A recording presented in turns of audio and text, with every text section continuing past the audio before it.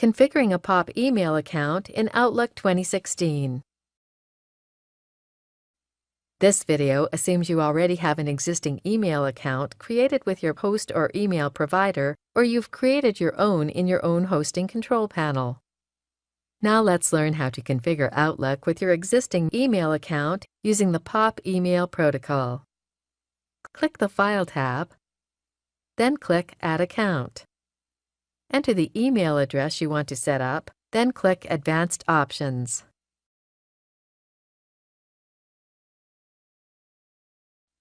Click to set the account up manually, then click Connect.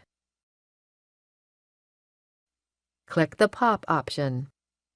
This is where you have to define your server settings for both your incoming and your outgoing mail. For these settings, you should refer to the documentation where you have your email account set up. Some common server settings are mail.yourdomain.com or simply yourdomain.com, where yourdomain.com is everything after the @ symbol in your email address. Once you know what they should be, enter your incoming server name. Choose whether your server requires an encrypted connection. Then make sure you have the correct incoming mail port number entered. If you choose an encrypted connection, then your incoming port number for the POP protocol should be 995. Otherwise, it should be 110. Next, enter your outgoing server name. Again, make sure you check your email documentation for exactly what this should be. Choose your outgoing encryption method.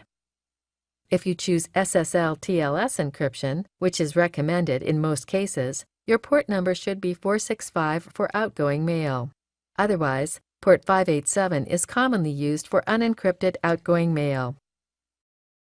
Click Next. Enter the password for your email account, then click Connect.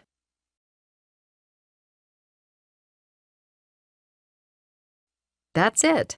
We've successfully configured Outlook to send and receive email using our email account. This is the end of the tutorial. You now know how to configure Outlook with your existing mail account using the POP protocol.